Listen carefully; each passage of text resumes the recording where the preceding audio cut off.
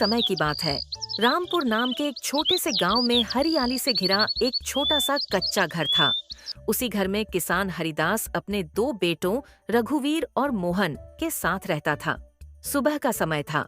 सूरज की पहली किरण खेतों पर पड़ रही थी। पक्षियों की चहचहाहट से पूरा गांव गूंज रहा था। हरिदास अपने आंगन में हल और बैलों की रस्सी ठीक कर रहा था। उसके चेहरे पर मेहनत की लकीरें थीं, लेकिन मन में संतोष था। मोहन बेटा, सूरज निकल आया है, खेत पर चलने का समय हो गया। जी बाबूजी, मैं तैयार हूँ। पानी की मशक भी भर ली है। शाबाश बेटा, यही लगन आदमी को बड़ा बनाती है। अरे बाबूजी, इतनी भी क्या जल्दी है? अभी तो रात जैसे लग रही है। मेहनत मेहनत मेहनत, क्या जिंदगी भर बस यही करना है? कभी आराम भी तो होना चाहिए। भैया, खेत हमारा सहारा है। अगर हम मेहनत नहीं करेंगे तो घर कैसे चलेगा? तू तो हमेशा बाबूजी की हाँ में हाँ मिलाता रहता है। जरा बड़ा सोच मोहन, मुझे बड़ा आदमी बनना है, ढेर सारा पैसा कमाना है। इस छोटे से गांव में जिंदगी गुजारना मुझे मंजूर नहीं। बेटा, बड़ा आदमी बनने के लिए पहले बड़ा दिल चाहिए। पैसा मेहनत से कमाया जाए तो ही सुख देता है। रघुवीर चुप तो हो गया, लेकिन उसके मन में असंतोष भरा था। तीनों खेत पर पहुंचे। हल चलाने का काम शुरू हुआ।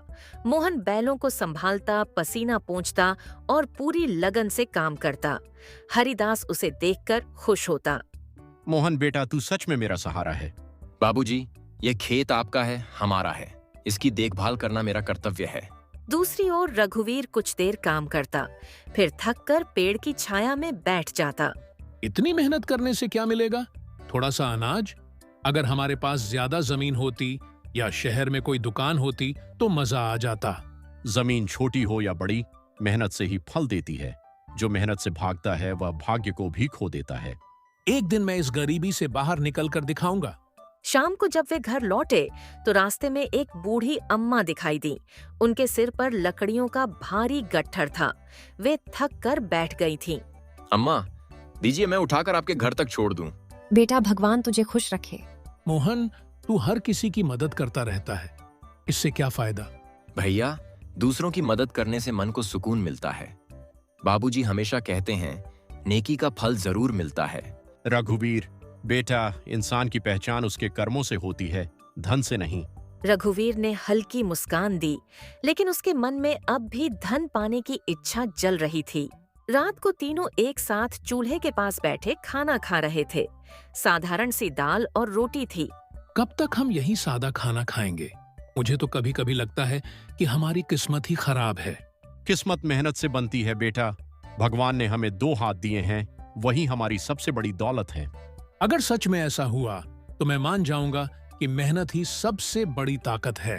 हे भगवान, मेरे बेटों को सही राह दिखाना। इस तरह उस छोटे से घर में तीन अलग अलग सोच साथ रहती थीं। एक थी पिता की सच्चाई और अनुभव, दूसरी थी मोहन की मेहनत और दया, और तीसरी थी रघुवीर की लालसा और बेचैनी। समय बीतता गया। मेहनत और दिनचर्या के बीच जिंदगी चल रही थी, लेकिन एक दिन अचानक सब कुछ बदल गया। सुबह सुबह रामपुर में ठंडी हवा चल रही थी। मोहन हमेशा की तरह जल्दी उठ गया, लेकिन आज घर में अजीब सी खामोशी थी। मोहन ने देखा, हरिदास खाट पर लेटे हैं और उनका चेहरा पीला पड़ गया है। बाबूजी, क्या हुआ? आपकी तबीयत ठीक नहीं लग रही। कुछ नहीं बेटा, बस शरीर साथ नहीं दे रहा।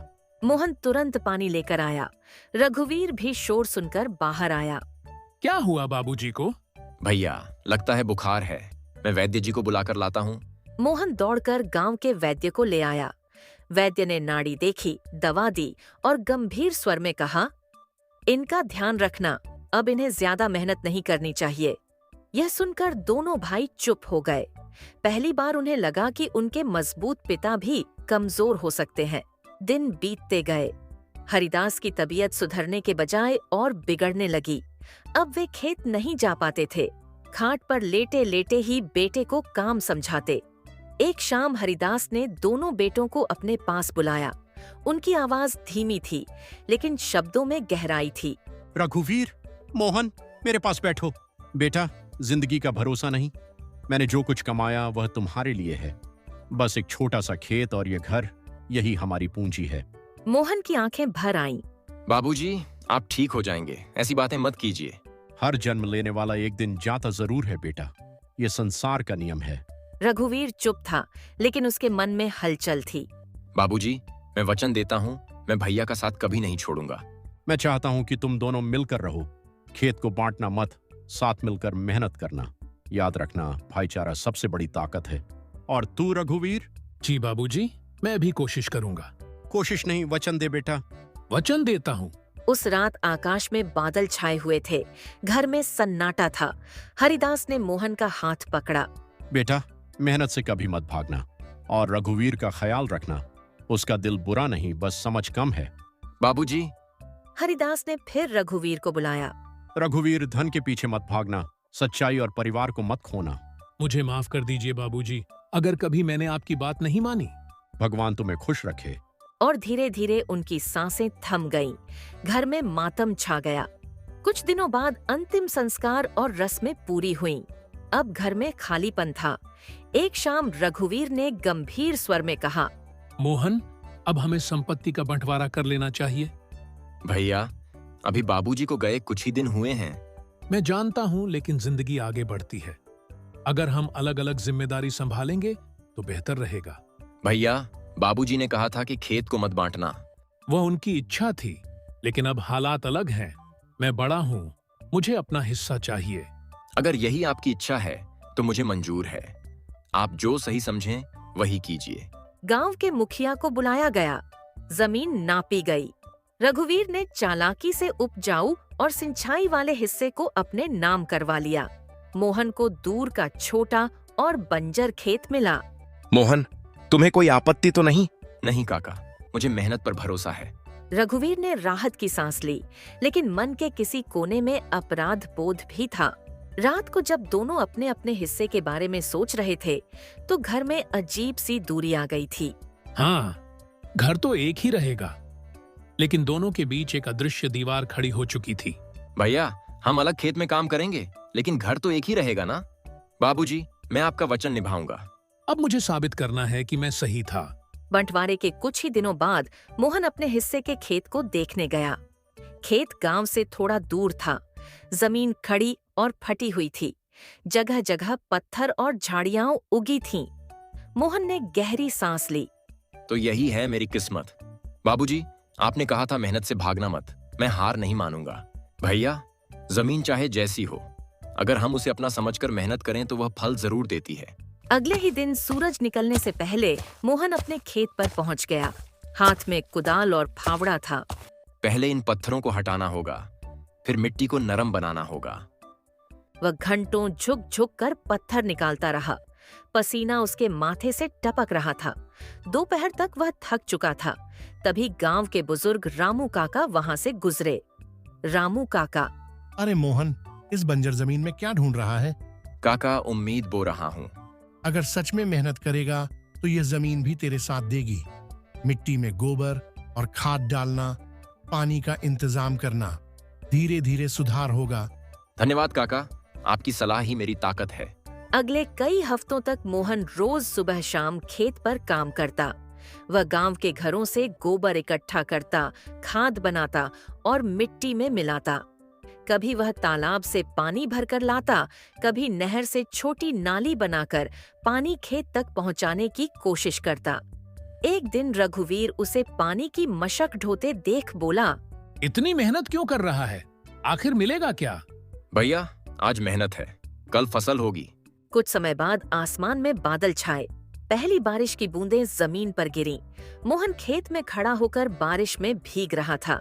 धन्यवाद भगवान, अब मेरी मेहनत रंग लाएगी। बारिश के बाद मिट्टी थोड़ी नरम हो गई। मोहन ने बीज बोए, चना और गेहूं। हर रोज वह पौधों को देखने आता। छोटे छोटे अंकुर मिट्टी से बाहर झांकने लगे। मोहन खुशी से चिल्लाया। रामू काका ने दूर से देखा और बोले, शाबाश बेटा, तेरी लगन ने कमाल कर दिया। कुछ महीनों बाद वही बंजर जमीन हरे भरे पौधों से भर गई। खेत लहलहाने लगा। गांव के लोग देखने आने लगे। एक किसान बोला, ये वही खेत है जो पहले सूखा पड़ा था? दूसरा बोला, मोहन ने सच में चमत्कार कर दिया। रघुवीर भी देखने आया। उसके चेहरे पर आश्चर्य था। रघुवीर, यह कैसे संभव है? भैया, बस मेहनत और धैर्य। रघुवीर कुछ पल चुप रहा। शायद बाबूजी सही कहते थे। जब कटाई का समय आया तो मोहन की फसल उम्मीद से ज्यादा निकली। अनाज के ढेर लग गए। मोहन ने सबसे पहले मंदिर जाकर धन्यवाद दिया, फिर घर आकर रघुवीर के सामने बोला, भैया, यह हमारी पहली जीत है। आप भी साथ चलिए, हम मिलकर आगे और मेहनत करेंगे। रघुवीर की आंखें नम हो गईं। मोहन, मैंने तेरा मजाक उड़ाया था, लेकिन तूने साबित कर दिया कि मेहनत से बंजर जमीन भी सोना उगल सकती है। भैया, यह जीत सिर्फ मेरी नहीं, बाबूजी की सीख की जीत है। मोहन मुस्कुराया। दोनों भाई पहली बार दिल से एक दूसरे के करीब आए। मोहन की मेहनत से खेत हरा भरा हो चुका था। घर में पहली बार खुशियों की लहर थी, लेकिन प्रकृति की अपनी ही चाल होती है। अगले साल गर्मी कुछ ज्यादा ही लंबी हो गई। रामपुर में आसमान कई दिनों से बिल्कुल साफ था, न बादल न ठंडी हवा। धरती तवे की तरह तप रही थी। तालाब का पानी घटने लगा, कुएं की दीवारें सूखने लगीं। गांव के चौपाल में लोग इकट्ठा थे। रामू काका बोले, अगर इस हफ्ते बारिश नहीं हुई तो फसल बचाना मुश्किल हो जाएगा। रघुवीर आत्मविश्वास से बोला, मेरे खेत में तो अच्छी फसल खड़ी है, इतना भी क्या डरना। एक बुजुर्ग किसान ने समझाया, बेटा, सूखा अमीर गरीब नहीं देखता, पानी ही जीवन है। रघुवीर के खेत में उस साल गेहूं और सरसों की अच्छी फसल लगी थी। वह अक्सर मोहन से कहता, देखा, उपजाऊ जमीन का फायदा, बिना ज्यादा मेहनत के भी फसल लहलहा रही है। मोहन शांत स्वर में जवाब देता, भैया, अभी समय है, पानी का इंतजाम कर लीजिए। रघुवीर हंस देता। इतनी चिंता मत किया कर मोहन, बारिश अपने समय पर आएगी। दिन बीतते गए, सूरज की तपिश बढ़ती गई, खेतों की मिट्टी में दरारें पड़ने लगीं। एक सुबह रघुवीर खेत पर पहुंचा तो उसके चेहरे का रंग उड़ गया। हरी भरी फसल पीली पड़ चुकी थी, पत्तियां झुक गई थीं। रघुवीर घबराकर, यह क्या हो गया? उसने मिट्टी को हाथ से छुआ। वह बिल्कुल सूखी थी। वह दौड़ता हुआ घर आया। मोहन, मेरा खेत सूख रहा है। मोहन तुरंत उसके साथ गया।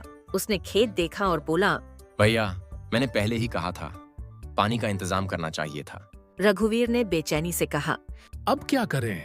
अगर फसल नष्ट हो गई तो हम बर्बाद हो जाएंगे। तालाब में अभी थोड़ा पानी है, हम मिलकर नाली बना सकते हैं। रघुवीर थका हुआ था, लेकिन अब उसके पास कोई और रास्ता नहीं था। दोनों भाई फावड़े लेकर जुट गए। धूप तेज थी, पसीना आंखों में जा रहा था। रघुवीर थक कर, मैंने कभी इतना कठिन काम नहीं किया। भैया, अभी भी देर नहीं हुई, मेहनत करेंगे तो कुछ फसल बच जाएगी। लेकिन तालाब का पानी भी बहुत कम था। जब तक नाली तैयार हुई तब तक आधी फसल सूख चुकी थी। कुछ ही दिनों में रघुवीर का खेत लगभग बर्बाद हो गया। गांव वाले सहानुभूति से बोले, रघुवीर, हमने कहा था ना, पानी का इंतजाम पहले करना चाहिए था। रघुवीर चुप था। उसका घमंड अब टूट चुका था। रात को वह आंगन में बैठा था, सिर झुका हुआ था। रघुवीर, मोहन, मैं हार गया। मैंने घमंड किया, बाबूजी की बात नहीं मानी। भैया, हार जीत जीवन का हिस्सा है। असली जीत तब है जब हम अपनी गलती से सीखें। मैंने हमेशा आसान रास्ता चुना, तूने कठिन रास्ता चुना और जीत गया। भैया, जीत मेरी नहीं, सीख की है। मोहन की फसल उस साल भी ठीक ठाक बची थी, क्योंकि उसने पहले से पानी का छोटा कुआं खुदवा लिया था और सिंचाई की व्यवस्था कर ली थी। जब अनाज घर आया तो मोहन ने बिना कुछ कहे आधा हिस्सा रघुवीर के सामने रख दिया। रघुवीर चौंक गया। यह क्या कर रहा है? मोहन बोला, भैया, ये घर हम दोनों का है, सुख दुख भी साझा होंगे। मैंने तुझे कभी समझा ही नहीं। उस दिन पहली बार रघुवीर ने सच्चे दिल से अपने छोटे भाई को गले लगा लिया। सूखे के संकट के बाद दोनों भाइयों के रिश्ते में मिठास आ गई थी। रघुवीर अब पहले जैसा घमंडी नहीं रहा था। वह सुबह जल्दी उठता, मोहन के साथ खेत जाता और हर काम में हाथ बंटाता। धीरे धीरे मेहनत रंग लाई।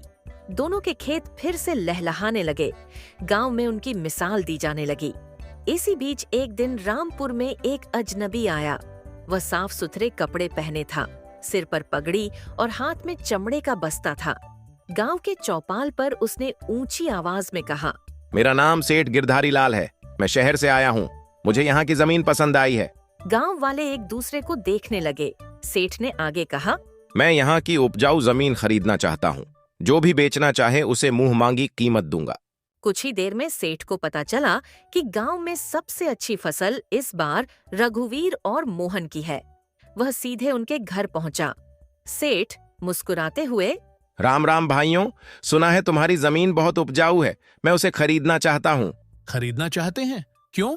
मैं यहाँ एक बड़ा गोदाम और मिल बनाना चाहता हूँ। तुम दोनों को शहर में पक्का मकान, ढेर सारा पैसा और आराम की जिंदगी दूंगा। रघुवीर के मन में हलचल हुई। पक्का मकान, शहर, आराम। मोहन शांत था। सेठ जी, ये जमीन हमारे पिता की निशानी है। निशानी से पेट नहीं भरता बेटा, पैसे से सब कुछ मिलता है। मोहन, सोचो तो सही, अगर हम जमीन बेच दें तो शहर में बड़ा घर होगा, अब मेहनत भी नहीं करनी पड़ेगी। भैया, क्या बाबूजी यही चाहते थे? याद है बाबूजी कहते थे, जमीन माँ के समान होती है, उसे कभी मत छोड़ना। लेकिन पैसा भी तो जरूरी है। जरूरी है, पर मेहनत से कमाया हुआ। अगर हम सब बेच देंगे तो पहचान क्या रहेगी? अगले दिन सेठ फिर आया। मैं कीमत और बढ़ा देता हूँ, इतना धन दूंगा कि 7 पीढ़ियां आराम से खाएंगी। मोहन तो भोला है, लेकिन तुम समझदार हो। सोचो, बिना मेहनत के इतना धन कौन छोड़ता है? ये सुनकर रघुवीर के अंदर पुराना लालच जागने लगा। वह बोला, हमें सोचने का समय दीजिए। शाम को दोनों भाई खेत पर बैठे थे। हवा धीरे धीरे बह रही थी। गेहूं की बालियां लहरा रही थीं। मोहन ने मिट्टी उठाकर हाथ में ली। भैया, ये वही जमीन है जिसने सूखे में भी हमें संभाला। क्या हम इसे छोड़ सकते हैं? रघुवीर की आंखों के सामने पिता का चेहरा आ गया। रघुवीर ने गहरी सांस ली। मोहन, इस बार मैं लालच में नहीं आऊंगा, जमीन नहीं बेचेंगे। अगले दिन सेठ फिर आया। सेठ, तो क्या सोचा? रघुवीर ने दृढ़ स्वर में कहा।